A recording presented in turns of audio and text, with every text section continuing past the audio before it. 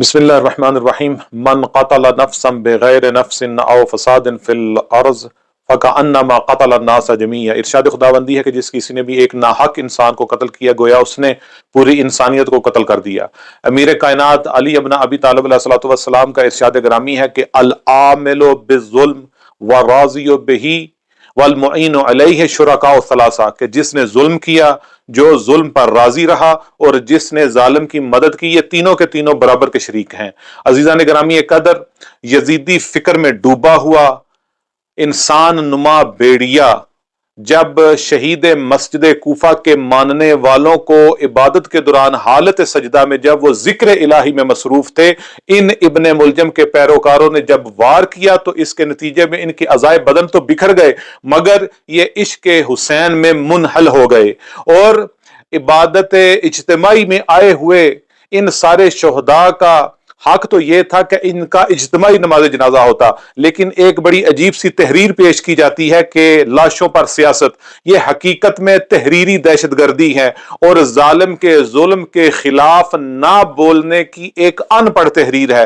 तारीख गवाह है, लोग जानते हैं कि जब भी हमारे लोगों के ऊपर जुल्म हुआ और जब भी इस तरह के दिल खराश सानेहात हुए तो उस वक्त जिस किसी ने भी एहतजाज के लिए सदा बुलंद की, जिस किसी ने भी जालिम के जुल्म को अया करने की कोशिश की, उसको यह जुमला कहकर खामोश करा दिया जाता है कि यह तो लाशों के ऊपर सियासत कर रहा है। अजीजा निगरामी, ये वाला जुमला एक हथियार बन चुका है और ऐसा हथियार कि जो कातिल के खिलाफ बोलने नहीं देता, ऐसा हथियार कि जो हुकूमती अहदेदारों से अमनियत के बारे में सवाल नहीं करने देता, और ये ऐसा हथियार है कि जो बेहिसी को एक मुकद्दस लिबास का लिबादा उड़ा देता है, और ऐसा हथियार जो कि खामोशी के साथ शोहदा के जनाजों को उनके इलाकों में दफना देने का जवाज पैदा करता है। अजीजा ने मोहतरम, ये सवाल है कि आया शोहदा के खून का तकाजा करना, हुकूमती ओहदेदारों से उनकी जिम्मेदारियों के बारे में पूछना, अमनियत के बारे में सवाल करना, ये आया सियासत है?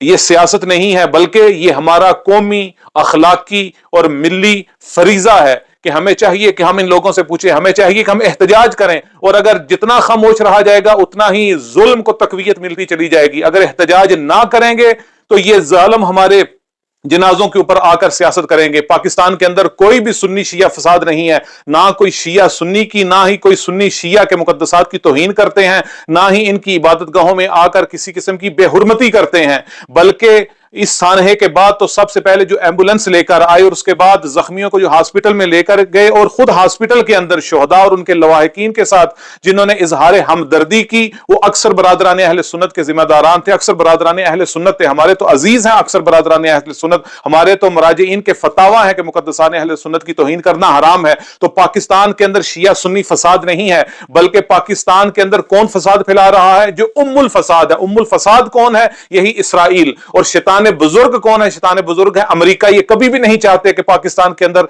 अमनियत आए, पाकिस्तान तरक्की करे। क्यों? खुद नेतन्याहू की तो वीडियो भी है, वायरल है, आप लोग देखते भी होंगे, आपने देखी भी होगी, कि वो कहता है कि मेरे दो बड़े दुश्मन हैं, एक पाकिस्तान और दूसरा इस्लामी जमहूरिया ईरान, क्योंकि एक के पास एटमी ताकत है, एक एटमी ताकत है और दूसरा एटमी ताकत बनने के लिए जा रहा है।